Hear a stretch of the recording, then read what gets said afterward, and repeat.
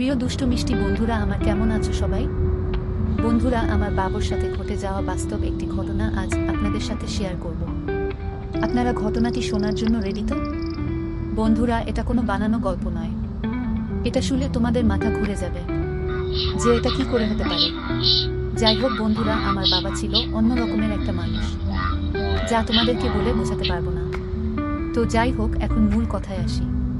প্রথমেই আমার পরিচয়টা দিয়ে নিই। আমার নাম রাজিয়া। আমি কলেজে ইন্টার ফার্স্ট ইয়ারে পড়ি। আমাদের গ্রামের অন্যান্য মেয়েদের তুলনায় আমি একটু বেশি সুন্দর ও ফর্সা। দেখতে অনেক ভালো লাগে সবার। আমার বয়স 17 বছর। আমার হাইট 4 ফিট 7। আমরা চট্টগ্রামে থাকি, ফ্ল্যাট বাসা। ও আরেকটা কথা, আমি ও আমার বাবা একসাথে থাকি। আমার আম্মু অনেক আগেই মারা গিয়েছে। তো বন্ধুরা, এখন আমার বাবার পরিচয়টা দিয়ে নিই। আমার বাবা দেখতে অনেক সুন্দর ও স্মার্ট। আমার অনেক পছন্দ হতো ওনাকে, কিন্তু কখনোই বলতে পারতাম না। আমার মা মারা যাবার পর আমার বাবা আমাকে মায়ের অভাব বুঝতে দেয়নি। অনেক আদর যত্নে লালন করে বড় করে তুলেছে। তাই বাবাকে আমি অনেক ভালোবাসি।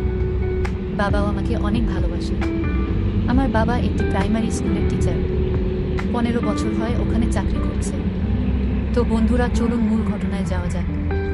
একদিন আমি পাশের বাড়ির বান্ধবীর সাথে খেলতে গিয়েছি। হঠাৎ বাবা বাড়িতে চলে আসে, কিন্তু আমি টেরই পাইনি। আমাদের ঘরের ভিতরেই অ্যাটাচ বাথরুম ছিল। বাবা ওটার ভেতরে গোসল করতে গিয়েছে। বাড়িতে আসার পর বাথরুমে পানির আওয়াজে বুঝতে পারি বাবা গোসল করছে। আরেকটা কথা বন্ধুরা, আমাদের বাসায় একজন কাজের লোক ছিল, ওর নাম ছিল শর্মিলা। বাবা শর্মিলাকে বলল, এই শর্মিলা, গামছাটা নিয়ে আসো তো। আমি তো লুকিয়ে আছি বাথরুমের সামনে। শর্মিলা আন্টি গামছা নিয়ে আসতেছে।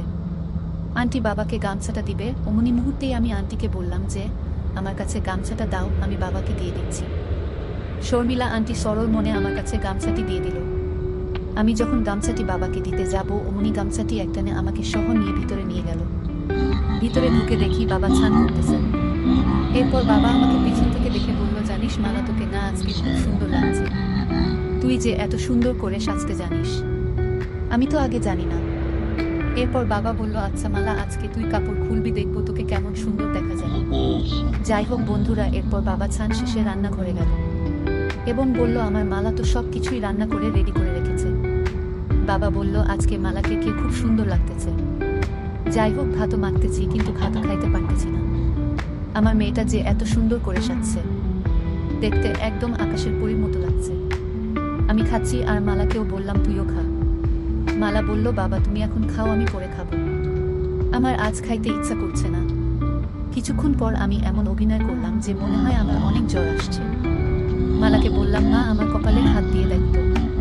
মালা বলল, কেন বাবা, কি হয়েছে? দেখতো মা, আমার যেন কেমন কেমন লাগছে। বাবার কপালে হাত দিয়ে দেখি অনেক জ্বর আসছে। আমি তাড়াতাড়ি করে জলপট্টি দিয়ে দিলাম। এরপর বাবা বলল, তোর মা ও আমাকে এভাবেই জলপট্টি দিয়ে দিত। মনে হচ্ছে তোর মায়ের হাত দিয়েই আমাকে কেউ জলপট্টি দিয়ে দিচ্ছে। আমি বললাম, আচ্ছা বাবা, তুমি এখন ঘুমাও। পরে হয়তো আমার বাবা আমাকে অনেক ভালোবেসে ফেলেছে। আমিও বাবাকে অনেক ভালোবেসে ফেলেছি, কিন্তু বলতে পারিনি। বাবা পরের দিন স্কুলে যাবে। আমি বললাম, বাবা তোমার তো শরীর ভালো না, তুমি বরং আজকে স্কুলে যেও না। পরে যদি আরো জ্বর আসে তাহলে সমস্যা হয়ে যাবে। এরপর বাবা বলল, আচ্ছা তুই বলছিস তাই যাচ্ছি না। এরপর হঠাৎ একদিন বাবা বলল, মালা শোনো মা, তোর সাথে আমার কিছু কথা আছে। আমি বললাম, বলো বাবা। বাবা আমাকে জিজ্ঞেস করলো, তোর কি কোনো ছেলে পছন্দ হয়? আমি বললাম, হ্যাঁ বাবা, আমার তো তোমাকে অনেক পছন্দ হয়। এছাড়া অন্য কোনো ছেলেকেই আমার আর ভালো লাগে না। মা মারা যাবার পর থেকে তোমার প্রতি আমার অন্যরকম ভালো লাগা কাজ করে। যাই হোক বন্ধুরা, আজকের মতো এই পর্যন্তই। এই ভিডিওর পরবর্তী পার্ট পেতে আমার চ্যানেলটি সাবস্ক্রাইব করে রাখুন।